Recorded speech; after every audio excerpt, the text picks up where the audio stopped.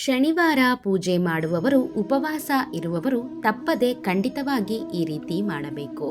ಶನಿವಾರ ಅಂದರೆ ವೆಂಕಟೇಶ್ವರ ಸ್ವಾಮಿ, ಆಂಜನೇಯ ಸ್ವಾಮಿ ನೆನಪಿಗೆ ಬರುತ್ತಾರೆ. ಹಾಗಾದರೆ ತುಂಬ ಜನರು ಶನಿವಾರದ ದಿನ ಪೂಜೆ ಮಾಡುತ್ತಾರೆ.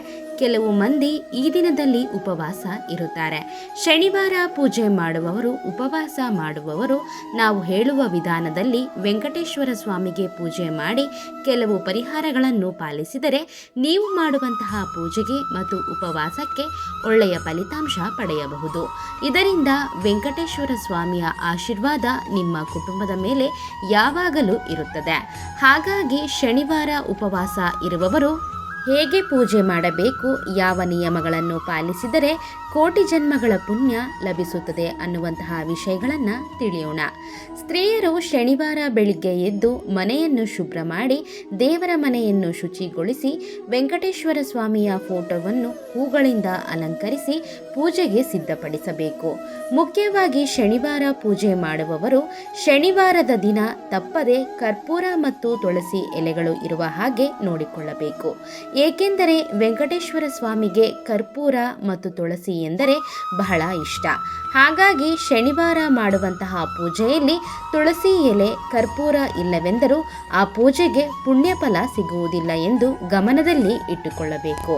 ಶನಿವಾರ ವೆಂಕಟೇಶ್ವರ ಸ್ವಾಮಿಗೆ ಪೂಜೆ ಮಾಡುವವರು ಅಕ್ಕಿ ಹಿಟ್ಟಿನಿಂದ ತಯಾರು ಮಾಡಿದ ದೀಪದಲ್ಲಿ ದೀಪಾರಾಧನೆ ಮಾಡಿದರೆ ತುಂಬ ಒಳ್ಳೆಯದು. ಒಂದು ದೀಪ ತಯಾರು ಮಾಡಬೇಕಾದರೆ ಅದಕ್ಕೆ ಸ್ವಲ್ಪ ಹಾಲು ಹಾಕಿ ಮಿಕ್ಸ್ ಮಾಡಿ ತಯಾರಿಸಿ ಅದಕ್ಕೆ ಕುಂಕುಮದಿಂದ 3 ಬೊಟ್ಟುಗಳನ್ನು ಇಟ್ಟು 7 ಬತ್ತಿಗಳನ್ನು ಹಾಕಿ ಎಣ್ಣೆ ಹಾಕಿ ವೆಂಕಟೇಶ್ವರ ಸ್ವಾಮಿಯ ಮುಂದೆ ಇಟ್ಟು ದೀಪವನ್ನು ಬೆಳಗಿಸಬೇಕು. ಈ ರೀತಿ 5 ಶನಿವಾರ ವೆಂಕಟೇಶ್ವರ ಸ್ವಾಮಿಗೆ ಪೂಜೆ ಮಾಡಿದರೆ ನಿಮ್ಮ ಮನೆಯಲ್ಲಿ ಯಾವ ಸಮಸ್ಯೆಗಳು ಇಲ್ಲದೆ ದೇವರ ಕೃಪೆಯಿಂದ ಅಷ್ಟ ಐಶ್ವರ್ಯಗಳಿಂದ ಜೀವಿಸುತ್ತೀರಾ. ಪೂಜೆ ಮಾಡುವಾಗ ಓಂ ಗೋವಿಂದಾಯ ನಮಃ ಅನ್ನುವಂತಹ ಮಂತ್ರವನ್ನು ಓದುತ್ತಾ ಪೂಜೆ ಮಾಡಿ. ಯಾರು ಈ ದೇವರ ಮಂತ್ರವನ್ನು ಹೇಳುತ್ತಾ ಪೂಜಿಸುತ್ತಾರೋ ಅವರಿಗೆ ವೆಂಕಟರಮಣ ಸ್ವಾಮಿಯ ಅನುಗ್ರಹ ತಪ್ಪದೇ ಲಭಿಸುತ್ತದೆ. ಮನೆಯಲ್ಲಿ ಪೂಜೆ ಮಾಡಿದ ನಂತರ ದೇವರ ಮುಂದೆ ನಿಮ್ಮ ಕೋರಿಕೆಗಳನ್ನು ಕೇಳಿಕೊಂಡು ಗಂಟೆ ಹೊಡೆದರೆ ನೀವು ಕೇಳಿಕೊಂಡ ಕೋರಿಕೆ ನೇರವಾಗಿ ದೇವರಿಗೆ ಸೇರುತ್ತದೆ ಎಂದು ಶಾಸ್ತ್ರದಲ್ಲಿ ಹೇಳಲಾಗಿದೆ. ಶನಿವಾರ ಪೂಜೆ ಮಾಡುವಾಗ ನೀಲಿ ಬಣ್ಣದ ಬಟ್ಟೆಗಳನ್ನು ಧರಿಸಿ ಪೂಜೆ ಮಾಡಿದರೆ ತುಂಬ ಒಳ್ಳೆಯದು. ಶನಿವಾರ ಮನೆಯಲ್ಲಿ ಪೂಜೆ ಮಾಡಿದ ನಂತರ ತಪ್ಪದೆ ಮನೆಯಲ್ಲಿ ಸಾಂಬ್ರಾಣಿ ಹೊಗೆಯನ್ನು ಹಾಕಿ. ಹೀಗೆ ಮಾಡಿದರೆ ಮನೆಯಲ್ಲಿ ಧನ ಪ್ರಭಾವ ಹೆಚ್ಚಾಗಿ ಅಷ್ಟ ಐಶ್ವರ್ಯಗಳಿಂದ ಜೀವಿಸುತ್ತೀರಾ. ಸೇವಂತಿ ಹೂವು, ಗುಲಾಬಿ ಹೂವು ಮತ್ತು ಗನ್ನೇರಿ ಹೂಗಳಿಂದ ಪೂಜಿಸಿದರೆ ನಿಮ್ಮ ಜೀವನದಲ್ಲಿ ಎಂತಹ ಕಷ್ಟಗಳು ಇಲ್ಲದೆ ಇರುತ್ತವೆ. ದಿನ ಪೂಜೆ ಮಾಡಲು ಸಾಧ್ಯವಿಲ್ಲ ಅನ್ನುವವರು ಕನಿಷ್ಠ ಶನಿವಾರದ ದಿನ ಮನೆಯಲ್ಲಿ ದೀಪವನ್ನು ಬೆಳಗಿಸಿದರೆ ಸಮಸ್ತ ದೇವತೆಗಳ ಆಶೀರ್ವಾದ ಪಡೆಯಬಹುದು. ಇನ್ನು ಅನೇಕ ಜನರ ಮನೆಯಲ್ಲಿ ಆರ್ಥಿಕ ಸಮಸ್ಯೆಗಳು, ಅನಾರೋಗ್ಯ ಸಮಸ್ಯೆಗಳು, ಕುಟುಂಬದಲ್ಲಿ ಕಲಹಗಳು ಇರುತ್ತದೆ. ಅಂಥವರು ಒಂದು ಅರಿಶಿಣದ ವಸ್ತ್ರದಲ್ಲಿ ಕರ್ಪೂರವನ್ನು ಹಾಕಿ ಕಟ್ಟಿ ನಿಮ್ಮ ಪೂಜೆ ಮನೆಯಲ್ಲಿ ಇಟ್ಟು ಪೂಜೆ ಮಾಡಿ.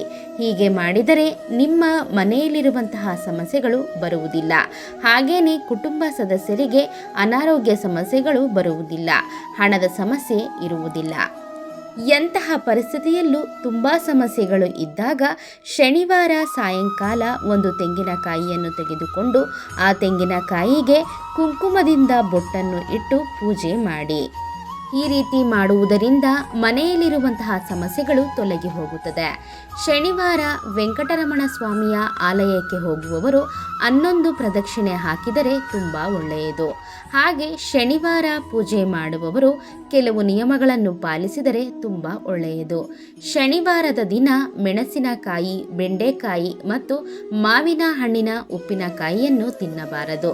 ಹಾಗೇನೆ ಶನಿವಾರದ ದಿನ ಮನೆಯಲ್ಲಿ ತೊಗರಿ ಬೇಳೆಯಿಂದ ಅಡುಗೆ ಮಾಡಬಾರದು. ಶನಿವಾರದ ದಿನ ಬೇಳೆ ಪದಾರ್ಥ ತಿಂದರೆ ಆರೋಗ್ಯ ಕೆಡುತ್ತದೆ. ಹಾಗಾಗಿ ಇದನ್ನು ತಿನ್ನಬಾರದು.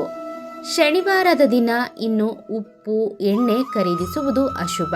ಹಾಗೇನೆ ಈ ದಿನದಲ್ಲಿ ಬೇರೆಯವರ ಮನೆಯಿಂದ ಉಪ್ಪು ತರುವುದು ಒಳ್ಳೆಯದಲ್ಲ. ಶನಿವಾರ ಬಟ್ಟೆಗಳನ್ನು ಖರೀದಿಸುವುದು ಒಳ್ಳೆಯದಲ್ಲ ಎಂದು ಹೇಳುತ್ತಾರೆ. ಮನೆಯಲ್ಲಿ ಪೂಜೆ ಮಾಡುವವರು ಖಂಡಿತವಾಗಿ ರಾಗಿ ಚೆಂಬನ್ನು ಇಟ್ಟುಕೊಳ್ಳಬೇಕು. ಅದರಲ್ಲಿ ನೀರನ್ನು ತುಂಬಿಸಿ ದೇವರ ಮುಂದೆ ಇಡಬೇಕು. ಪೂಜೆ ಮಾಡುವಾಗ ಪೂಜೆಯಲ್ಲಿ ಇರುವಂತಹ ದೈವಶಕ್ತಿ ಎಲ್ಲ ಆ ರಾಗಿ ಚೆಂಬಿನಲ್ಲಿ ಇರುವ ನೀರಿನಲ್ಲಿ ಇರುತ್ತದೆ. ಪೂಜೆ ಪೂರ್ತಿಯಾದ ನಂತರ ಅದನ್ನು ತೀರ್ಥವಾಗಿ ಸ್ವೀಕರಿಸಬೇಕು, ಏಕೆಂದರೆ ಅದರಲ್ಲಿ ಭಗವಂತನ ಶಕ್ತಿ ಇರುತ್ತದೆ.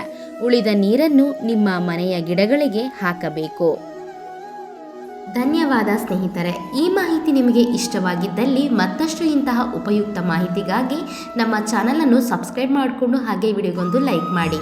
ಜೊತೆಗೆ ಮತ್ತಷ್ಟು ಇಂತಹ ಉಪಯುಕ್ತ ಮಾಹಿತಿಗಾಗಿ ಫೇಸ್ಬುಕ್ನಲ್ಲಿ ನಮ್ಮ ಪೇಜನ್ನು ಫಾಲೋ ಮಾಡೋದನ್ನು ಮರಿಬೇಡಿ.